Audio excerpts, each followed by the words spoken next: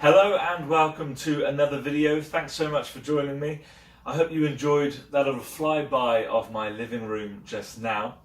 What I'm going to do now is go into a bit more detail about my setup, what I have, and how I believe I have achieved my home theatre with a living room compromise.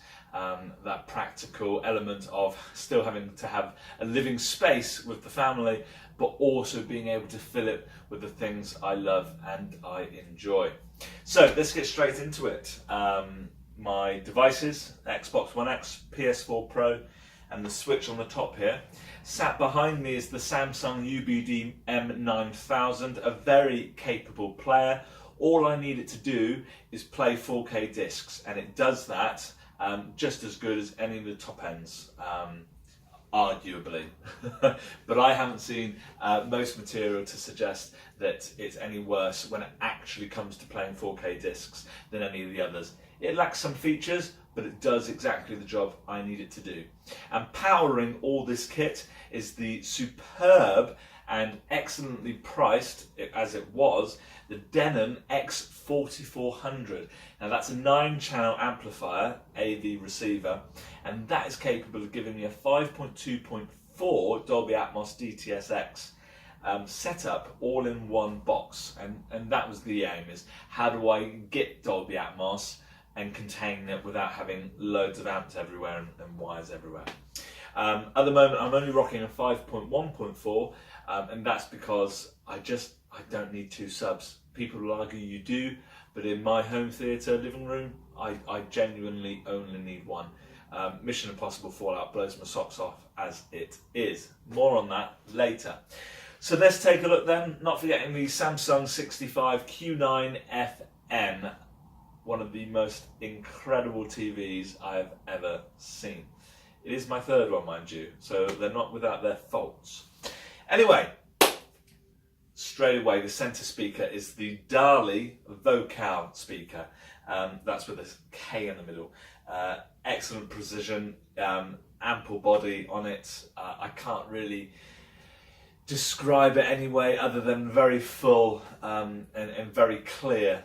That goes the same as the left and rights. My left and rights are Dali Zensor 3s. I went into the shop expecting to buy some floor standards because you see them in the magazines and on YouTube, and looking at these floor standards, they're impressive.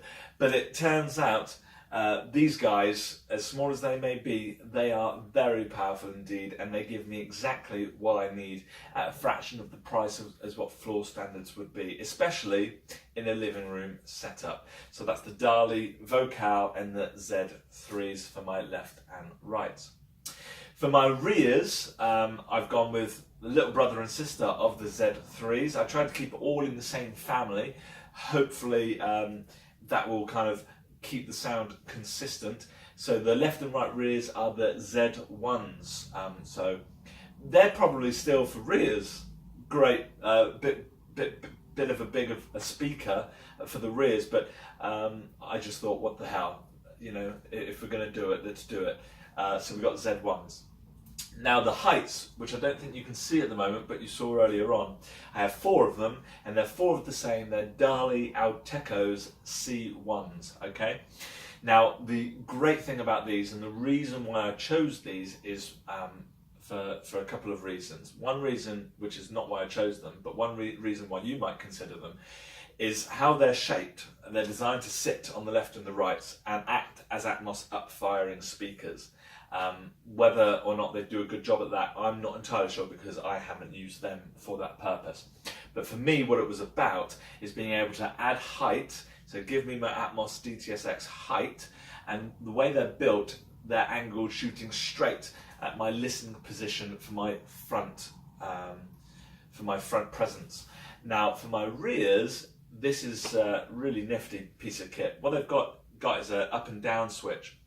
And for the ones that are behind me, you can put them on a down. I have no idea how they do this, so don't ask me. But you switch them down, and somehow it enables the sound frequencies to come much tighter and shoot the angles tighter to shooting down to the main listening position. I know it's not ideal to have my sofa back to the wall, but again, we're working in a practical living room environment. Anyway, I'm here to tell you that no matter what people say on the internet, it is achievable. So those are my speakers. So how does it sound? How have I achieved this? Well, I've achieved it because I've just done it. And I can tell you from my own experiences in my own living room theatre experience, when I turn this bad boy up, it gives me an incredible and entertaining experience, one which I'm extremely happy and very grateful for, don't get me wrong.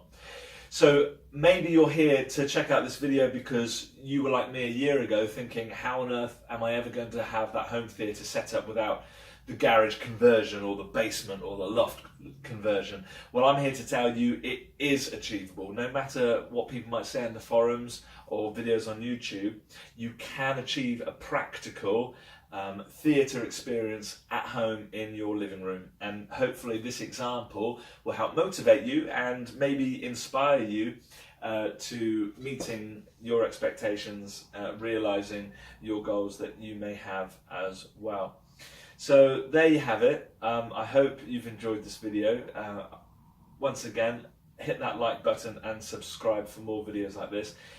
If you hit that like button, I'd really appreciate that, as that kind of motivates me, encourages me to carry on with more videos. Maybe I can bring some more about the smart home bits and bobs that I have in the house. But until my next video, thank you so much for watching, and thanks so much again for your support. Wherever you are in the world, have a good evening, good day, good morning. That was a bit backwards, but hey, you get the message. Cheers.